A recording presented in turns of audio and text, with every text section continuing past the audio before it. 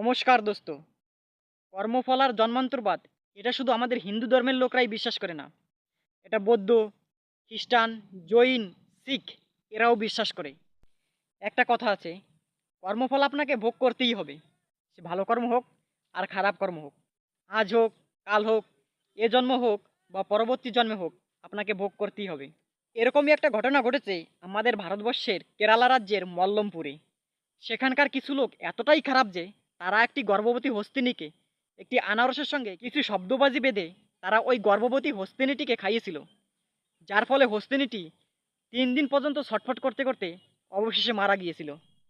কিন্তু আজকে দেখুন মল্লমপুরের কি অবস্থা, কোথায় গেল সেই মল্লমপুর।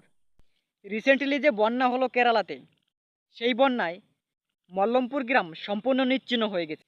মল্লমপুর গ্রাম এখন জলের নিচে রয়েছে। তো ভাবতে পারছেন কর্মফল কতটা ভয়ঙ্কর। দোস্ত, আজকের মতো বিদায় নিচ্ছি।